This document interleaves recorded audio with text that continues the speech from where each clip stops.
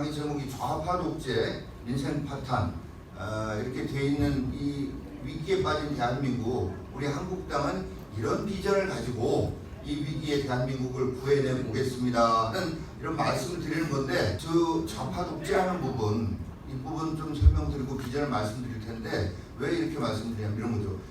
내년에 진짜 큰 싸움, 정말 건곤일척의 큰 싸움이 있습니다. 근데 선거 때마다 사실은 그런 얘기 하죠, 정치인들이. 이번 선거는 대한민국의 명운을 가르는 선거입니다. 뭐 선거 때마다 합니다. 그러나 이번 선거는 진짜 다릅니다. 이번에 며칠 전에 조선보에 김대중 주필이 쓴 글을 읽어보신 분들도 계실 겁니다만은, 이 땅의 자유와 민주가 계속될 수 있느냐, 아니면 이걸로 끝나느냐. 우리가 해방 이후에 4.19, 5.16 등등을 거치면서 우리가 이룩한 정치적인 민주화 그리고 경제적인 산업화의 이 성과물을 계속 지속 가능하게 발전시켜 나갈 수 있느냐 없느냐. 그게 아니면 이번에 패스트트랙 했습니다면 제가 그런 얘기를 합니다. 그럼 워스트 트랙이고, 또 패스트트랙이라면 패스트트랙 투 베네수엘라다. 베네수엘라로 가는 패스트트랙이다. 그 패스트트랙에 올라타는, 선거법 패스트트랙이 아니라 이 대한민국이 베네수엘라로 올라가는 이 빠른 트랙에 우리나라를 얹어놓게 되느냐, 아니면 우리가 지금까지 해왔던 우리의 성취를 계속 이어가느냐 못하느냐는 갈림길이 내년 4월 15일 우리의 선택이 되게 될 겁니다. 그래서 근데 이 큰 싸움에서 이기는 길은 예나 지금이나 다른 거 없습니다. 지피하고 지기해야 되는 겁니다. 상대를 알아야 되는 거고, 또 우리는 그럼 그것에 대해서 어떻게 해야 될 것인가 하는 것들을 정비하고 정리하고 준비하는 거, 이게 필요하다고 생각이 됩니다. 자, 그런데 저쪽을 이게 좌파 독재라고 하는 거 이게 많은 분들이 그래요. 그 말 쓰지 말아야 되는데. 근데 사실 저희도 고민이 있습니다. 아무리 맞는 얘기라도 대중이 별로 호응을 안 하고 공감을 안 하면 이걸 계속 고집해서도 안 된다고 봅니다. 그러나 최소한 이거는 그걸 넘어서 알려드리고 동의하고 이걸 제대로 확산시키려고 하는 노력은 저희가 꼭 해야 되겠다 하는 게 생각이 드는 게, 분명히 좌파 독재거든요. 좌파 독재인데 저들의 선전선동에 의해서 아닌 것처럼 되는데, 이 세상의 역사에 있었던 수많은 독재가요 다 이쁜 얼굴을 하고 착한 표정을 하고 다가왔지, 나 나쁜 독재하겠습니다 하고 시작된 독재는 아무도 없습니다. 한 번도 그런 경우가 없어요. 자, 좌파든 우파든 이 독재를 하는 사람들이요, 그 심리가 사실 그렇게 반드시 나쁜 게 아니에요. 이 세상에서 지금 당장 여기서 천국을 만들어 보겠다는 사람들입니다. 지금 당장 여기에 유토피아를 실현해 보겠다는 거예요. 근데 사실은 지금 당장 여기서 실현될 수 있다면 그건 벌써 유토피아가 아니죠. 유토피아가 아닌데, 지금 당장 여기서 어떻게 나를 믿고 따르래요. 나를 믿고 따라오면 천국이 눈앞에 구원이 있으리라. 이거예요. 독재자들이 하는 모든 죄니까. 그래서 여기 저 쭉 화면에 보면 보이실 겁니다만은, 이 사람들이 전부 다 좌파의 대표적인 그러면 볼셰비키 혁명을 했던 레닌이나 문화혁명을 했던 마오쩌둥이나 또 크메르 루즈, 킬링필드로 이어졌습니다만, 그런 저기들이 전부 다 인간의 유한한 머릿속에서 나온 그림, 이상사회의 청사진을 만들어 놓고 이대로만 하면 세상이 이상적으로 된다. 근데 이대로 하려니까 이 도면대로 해야 되니까 아닌 거는 잘라내고 처단하고 반혁명 분자하고 이렇게 해서 이렇게 한 그 과정에서 어떤 일이 벌어집니까? 반인간, 반민주, 반인권, 오히려 그런 일들이 벌어지는 거거든요. 우파적이라고 해도 마찬가지예요. 그러니까 나를 믿고 따르라, 메시아적 이런 얘기하는 사람들을 믿고 따라가면 그 끝이 사실은 다 그렇습니다. 과거 오래된 거지만 영국의 청교도 혁명을 했던 크롬웰, 또 결과적으로 역사 발전에 크게 기여도 했지만 프랑스 혁명 당시에 이 기요틴으로 수많은 사람을 죽인 로베스피에르, 이런 적이, 또 아주 최근은 좀 히틀러 같은 경우도 자기 나름의 게르만족의 이상 세상을 현실에서 만들어 보려고 했던 거죠. 그 게르만족의 이상 사회를 만들려고 할 히틀러인데 막 설치고 다니면서 분위기적인 유겐트, 또 모택동이 문화혁명할 때 했던 게 홍위병, 좌냐 우냐만 다르지 거의 다 똑같아요. 그리고 그 과정에서 벌어졌던 것은 수많은 사람을 처단하고 숙청하고 이렇게 하는 그 역사의 오히려 퇴보가 벌어지는 이런 적이었는데, 지금 이 사람들도 자기들 생각과 다른 모든 것을 적폐라고 하는 거죠. 그동안에 있던 정치와 지금 정치는 다릅니다. 그동안에는 여야가 있고 야당을 이게 서로 카운터파트를 인정을 했어요. 근데 지금 이 사람들은 그 인정을 안 하는 겁니다. 아예 자유한국당을 하는 이 사람들은 내년 총선에서 다 한국 정치에서 퇴장시키고 배제하고 숙청하고 제거해야 될 사람으로 보고 있는 거지, 게임의 상대로 인정 자체를 안 하고 있는 거다. 왜? 아까도 말씀드렸지만 이 청사진상에 필요 없는 사람들이에요. 이 사람들은 한국당을 지지하는 사람들은 이거 배제하고 가야 된다. 그래야 이상사회를 자기들이 원하는 세상을 여기 만들 수 있다라고 하는 이런 생각을 가지고 있는 것이다라는 이런 걸 좀 말씀드리기 위해서 여기 한 거고요. 자, 그게 지금 문재인 대통령이 2015년에 했던 얘기가 있습니다. 청와대가 국회의장을 부하처럼 다루면서 국회를 능멸하고 있습니다. 모두가 우리의 민주주의를 위협하는 신독재의 징후들입니다. 자기가 얘기했는데 지금 자기가 똑같이 하고 있잖아요. 지금. 자, 세계적으로 유명한 영국의 이코노미스트에서 작년에 신독재라고 하는 것을, 어떤 게 신독재는, 요즘 신독재가 흔히 우리도 그러잖아요. 아니 무슨 독재야, 지금 세상이 어느 때인데 독재 타령을 하고 있어, 경제 얘기나 하지, 이렇게 얘기하거든요. 앞서 이제 경제가 안보가 경제다라는 말씀도 하셨을 테지만, 지금 경제 물론 중요하죠. 그러나 경제와 정치가 같이 가는 겁니다. 경제와 정치가. 그래서 지금 이 세상에, 요즘 세상에 독재 타령하고 있으니까 한국당이 그러니까 꼴통소리 듣는 거야 라고 얘기하는 사람들, 이게 선전선동 논리예요. 네? 그래서 지금 그 영국 이코노미스트에 정의한 신독재의 어떤 4가지 단계가 이렇게 나오는데, 여기 한번 읽어보시면 기가 막히게 우리 사회하고 맞는다를 느끼실 겁니다. 위기 때, 지난번에 우리 정부가 정말 정치의 실패죠. 정책의 실패가 아니라 그런 과정에서 국가적인 혼란 빠졌을 때 촛불 속에 등장한 이런 일입니다. 네? 그리고 끊임없이 적을 찾아내요. 적을. 제가 어제죠, 의총에서 제가 어제 KBS 9시 뉴스에 나왔던데, 그 윤석열이라고 하는 서울중앙지검장이 이번에 검찰총장 후보로 내정이 됐잖아요. 근데 그분이 그러잖아요. 그 뉴스 보셨나요? 네, 그래서 그 기자가 당신이 이렇게 저기 하면 정치 보복할 거라는 우려가 있다고 그러니까, 수사권 가지고 보복을 하면은 그게 깡패지 검사입니까? 그러잖아요. 근데 그분이 서울중앙지검장 하고 있는 동안에 정치 보복 끊임없이 했고, 그래서 자살하고 돌아가신 분들도 허다하잖아요. 그래서 하도 요새는 뭐 좀 얘기만 하면, 옳은 얘기하면 막말이라고 해서 제가 말을 좀 조심해서 물어봤어요. 그냥 저분 저렇게 얘기했는데 난 그분한테 묻고 싶어요. 당신이 검사입니까? 깡패입니까? 여러분도 어떻게 생각하십니까? 말도 좀 진짜 조심해야 되겠더라고요. 아니, 그래서 제가 지난번에도 제가 했던 얘기 가지고 이런저런 얘기 했었는데, 물론 그런 빌미라도 조사는 안 되지 않느냐고 걱정하시는 우리 애국파 국민 여러분들께 제가 좀 유감스럽다라는 표현도 했습니다만, 사실은 이런 거예요.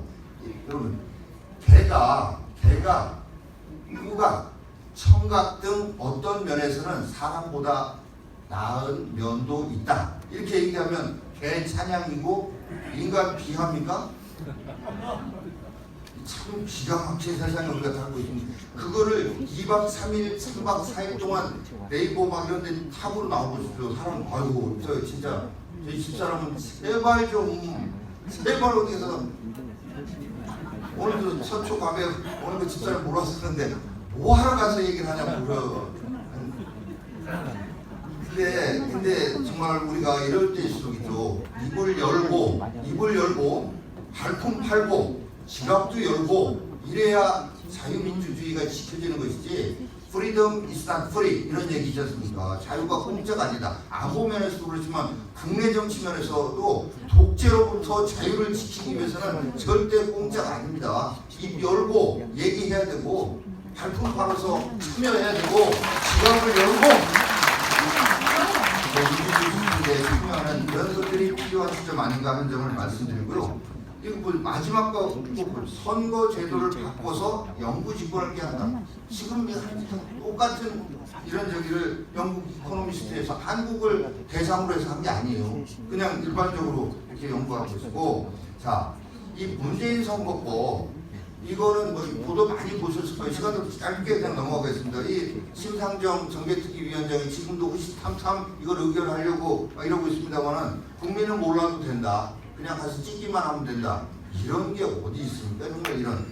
그런데 이 선거법이 너무너무 복잡해서 이 계산하는 공식이 정말로 여러 개 들어가고 진짜 오죽하면 박지원 의원이 자기도 모르겠다고 했겠습니까? 이런 선거법이고 이거 국민들이 근데 무엇보다 국민이 반대해요. 다른 거는 여론조사 지지율 가지고 홍보 많이 하면서 국민들이 문재인 선거법이가 안 되겠다고 그 복잡하지만 국민들은 기가 막히게 권력을 가진 사람들이 뭐 때문에 저걸 하려고 하는가 하는 걸 느끼는 거 아니겠습니까? 반대하는 겁니다.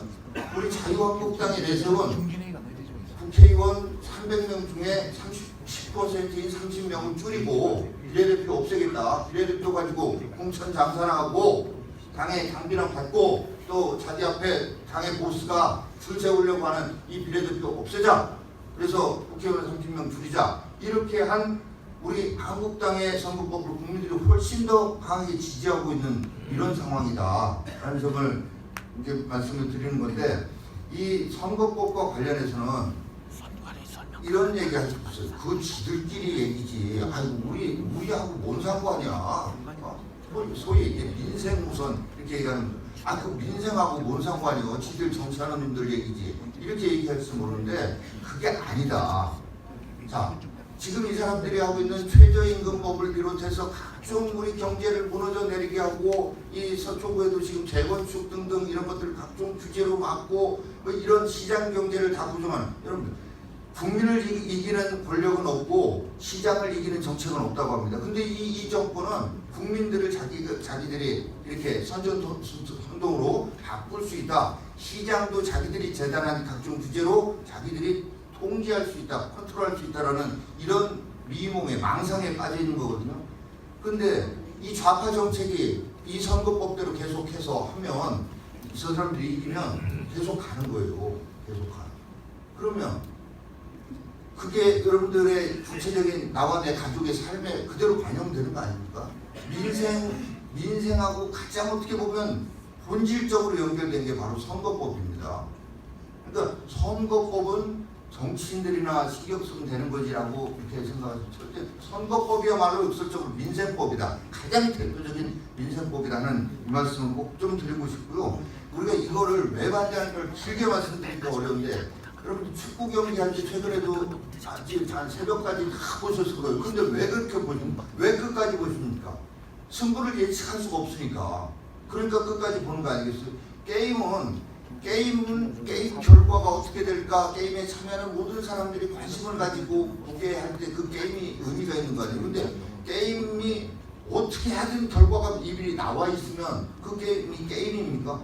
이 선거법대로 하면 아무리 저희가 열심히 해도 절대 우리는 과반이 될 수가 없고, 또 반대로 저쪽은 아무리 못해도 그 비례대표, 정동영 비례대표 부분 가지고 지역구에서 저도 저기는 좌파연합으로 과반을 할 수 있는, 이런 싸워보지도 않고 싸움의 결과가 나와 있는 이 선거법으로 하자니 이거는 말이 안 되는 얘기죠. 이걸 어떻게 받을 수가 있겠습니까? 그 말씀을 드리고요. 자, 그 다음에 공수처법이라고 하는 걸 또 하려고 그러는데, 이 공수처법은 뭐냐면 결국은 치안관급 이상의 경찰 간부, 그 다음에 검사, 판사, 이거를 공수처라고 하는 데서 집중적으로 들여다보고 있다고, 필요하면 잡아다가 수사하고 필요하면 이제 기소해서 감옥에 가두겠다는 거거든요. 그러니까 실제로 국민들 삶을 저기하는 경찰, 그다음에 이 저기 그 검찰, 그다음 법원 여기를 대통령이 임명하고 장악한 공수처에서 이렇게 들여다보고 있다가 얘가 우리 좌파적인 정책과 반대되는 그런 수사를 하고 기소를 하고 판결을 하네? 안 되겠네 얘. 그러면 사고가 없으면 이런 거를 만들겠다는 거예요. 근데 거기에 공수처장, 거기 수사관 어떻게 그럼 그런 전문성이라도 있는 사람들이 하는 게 아니라 민변 출신의 좌파가 다 그거 할 수 있게 이렇게 하거든요. 여러분 지금 대한민국 4대 권력기관이 뭔지 아십니까? 민변, 참여연대, 민주노총, 전교조 이게 대한민국 4대 권력기관입니다. 자 그런데 민변 출신 여기 다 그 경찰 관련해서 우리 경찰 이따 좀 이따 나오겠습니다만 다 좌파 활동가들이 소위 활동가들이 이 국가 수사권을 사법 권력을 완전히 컨트롤타워 역할을 하겠다. 이거를 우리가 인정을 해줄 수가 있겠는가 이런 말씀드리고 여기 보시면 퇴직자 포함해서 고위공직자 가족까지도 이거 연좌제 성격도 있는 거예요. 가족까지도 특히 경비소까지도 수사할 수 있게 됐고 시기에도 관련 없어요.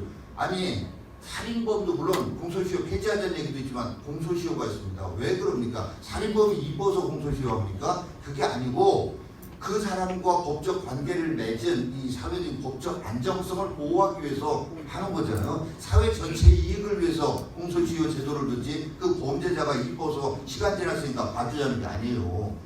그러니까 이거 살인자도 공소시효가 있는데 이 대통령이 임명하고 대통령이 말 한마디 하고 그러면 그냥 이거 수사 단서도 제한이 없어요. 뭔가 내사를 해서 뭔가 수사 단서가 잡히거나 고소 고발이 있거나 뭐 이래야 될 거 아니에요. 그거 없이도 대통령 청와대에서 마음에 안 들면 이거 한번 봐봐 그러면 할 수 있겠다는 거예요. 이렇게 하는 공수처를 만들면 되겠는가 이런 말씀이고 이건 저희가 이제 이 공수처의 성격을 정리한 건데 한번 좀 봐주시면 되고 시간이 없어서 지금 검경 수사권 조정과 관련해서도 제가 사실 독립경찰대 1기생 출신입니다. 초대 직선 학생회장을 하다가 4학년 때 전두환 대통령 시절에 퇴학을 당했습니다.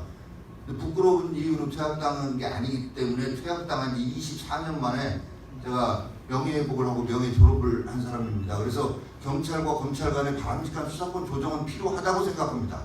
그럼에도 불구하고 이거 하면서 경찰에다가 국가수사본부를 만든다는데 이 국가수사본부장도 대통령이 임명해요. 자치경찰을 한다는데 서울시 자치경찰본부장, 경기도 자치경찰본부장 여기도 그렇고 이 국수본 본부장도 아까 말한 대로 좌파 민변 출신의 그러니까 경찰 조직의 핵심 장을 이 국수본의 장은 수사와 관련해서는 광역수사대, 광수대 각 경찰서 수사과까지 다 여기서 지휘하는 거거든요.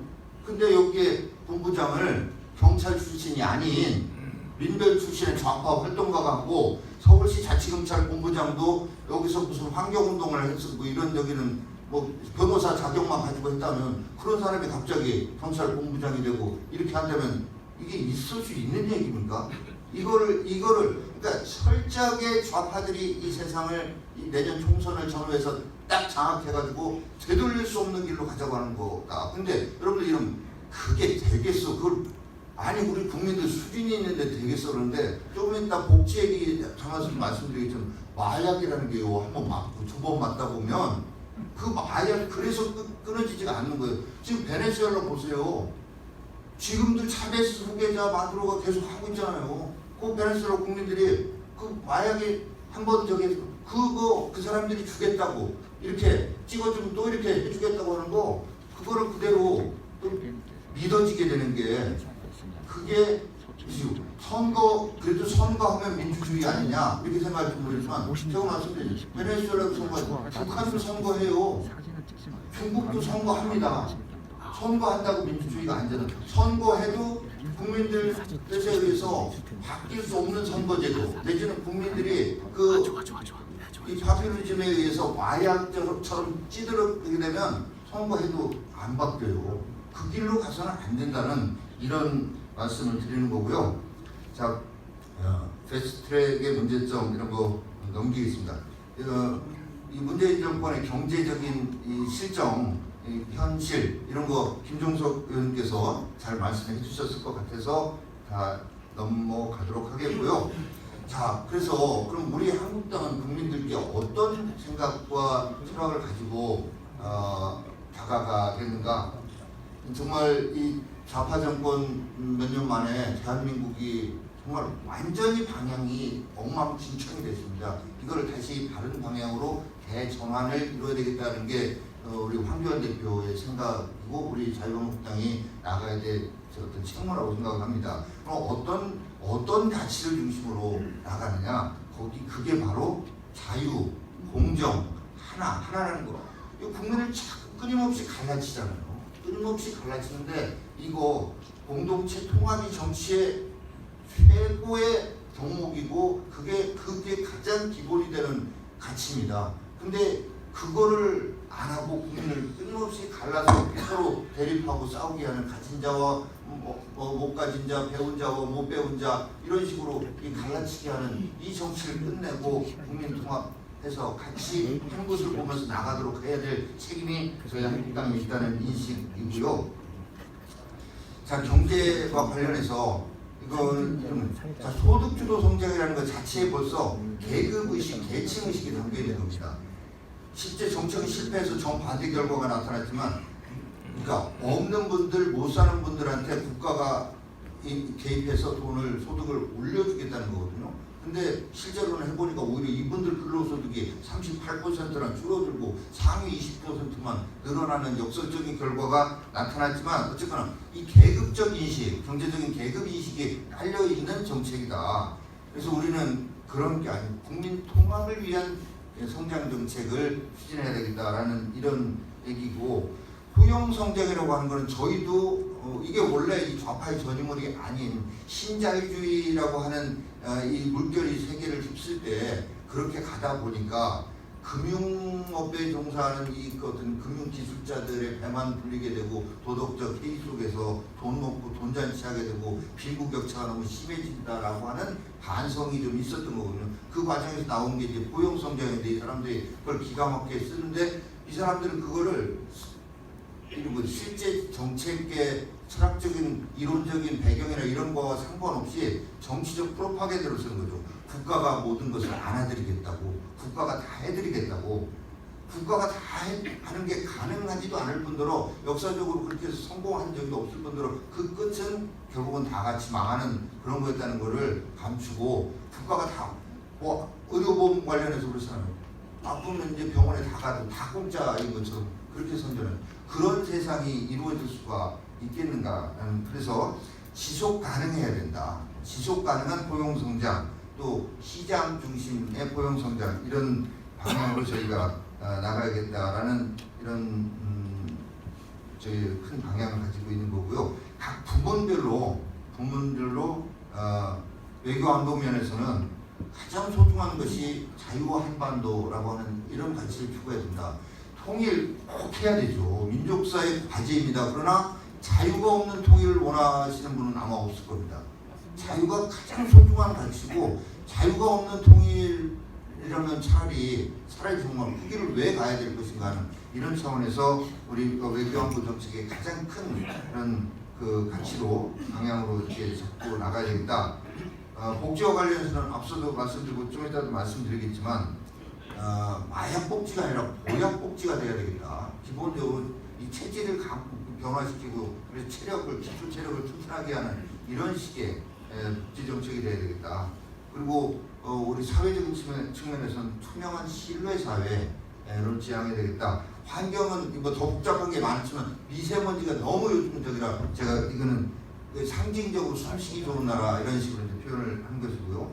교육이 정말 중요하잖아요. 교육이 제가 얼마 전에 대전 대덕구에서 초등학교 학생들이 찾아와서 지금까지 그래갖고 여야 국회의원 할 거 없어 누구나 이렇게 오면은 아이들 이렇게 보좌관들이 나가서 안내해주고 이렇게 하고 사진을 같이 찍어요.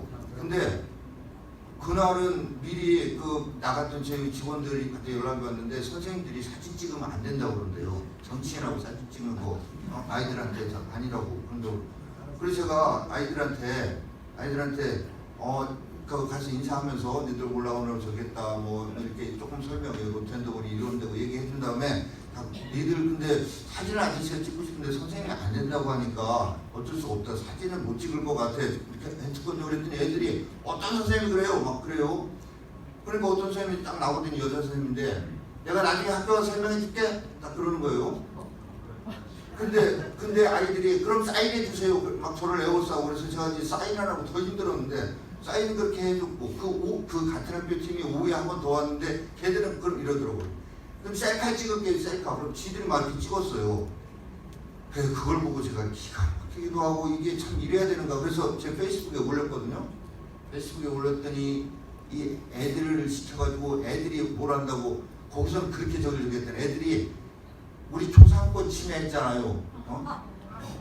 국회의원이 이러면 됩니까? 막 이러더니 저녁 때부터는 전교조 교사들이 정말 때로 달려드는데 야, 참 무섭더라고요. 무서워. 지금 우리 교육 현장이 이렇게 황폐화 됐습니다. 정말. 그거를 지역의 언론이 또 보도했더니 그 언론 보도한테는 딱 보도되고 나서 1시간 만에 저쪽 댓글만 한 200여 개가 달려요. 1시간 만에. 이야, 정말 이번에 제가 그 얘기 아까 제가 개 찬양이냐고 뭐 말씀드렸던 그거 했더니 지역에 현수막이 70개가 달려가지고요. 정용기 내란죄로 처벌하고 김정은 찬양했다고 찬양 고문죄로 국가보훈법 위반으로 구속하라고. 이게 문화혁명 때 홍위병, 히틀러 때 유겐트가 했던 거하고 뭐가 다릅니까? 이게 정상인 세상입니까 이게?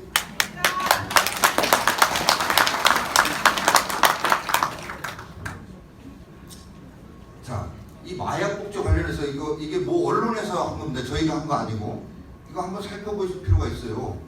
저 안경 좀 있으면 잠깐 갖다 줄게요. 자, 이거 한번 잘 살펴보시면 조금 버는 분, 그다음에 소득이 더 많은 분 4인 가족을 이렇게 비교를 해놓은 거거든요. 쭉 한번 보세요. 한 달에 이제 4인 가족의 월 수입이 500만 원인 가정과 이 130만 원대인 130만 원대 이런 가정 이렇게 비교를 해놨는데 끝내야 된다고 하니까 한번 자 이거만 말씀드릴게요. 근데 국가에서 쭉 보조를 해주는 거 그 금액을 다 합치니까 제일 끝에 보세요. 조금 버는 가정이 훨씬 더 전체 소득이 많잖아요. 이거는 말이 안 되는 얘기잖아요. 물론 아니요, 적게 버는 분들을 우리 사회가 같이 안고 가자고 돕자고 하는 이거를 하지 말자는 게 아니에요. 그래서 국가에서 사회에서 보조해줘서 이만큼 열심히 일해서 많이 버는 사람들하고 거의 비슷하게 도와주자는 거 모르는데 적게 버는 분이 이만큼 더 많아지도록 이거 아니잖아요. 이거 제가 우리 당이 한 게 아니라 이거 보건복지부의 자료를 근거로 해서 언론에서 이렇게 한 거다라는 말씀을 드립니다. 자, 시간이 이렇게 돼서 결국은 아까 보약복지 얘기했는데 보약이 뭐냐? 결국은 일자리입니다. 일해야 됩니다. 일이 가치 창출의 원천 아니에요. 노동이. 일하도록 하고 일자리를 만들어내야 되는데 일자리를 국가가 공무원 자리로 만들어내면 망합니다. 그런 나라는. 기업이 만들도록 해야 된다. 이런 정교조 얘기 앞서 했기 때문에 더 말씀을 안 드리겠습니다만 여기 보면 근데요 정교조가 얘기하는 거 저기 보면 너무 좋아요. 학교 민주화 그리고 진보적 교육 체계 근데 앞서 제가 말씀드렸잖아요. 독재하겠다는 사람들이 나 독재하고 이렇게 나 권력 누리려다 이렇게 하고 안 합니다. 가장 예쁜 얼굴, 가장 착한 얼굴, 가장 화장한 얼굴로 독재의 길을 여는 거거든요. 전교조도 지금 그렇게 하고 있다. 이런 차원 정도만 말씀드리고 자 여기까지 이제 말씀을 드리고 지금 마치도록 하겠습니다. 네, 감사합니다.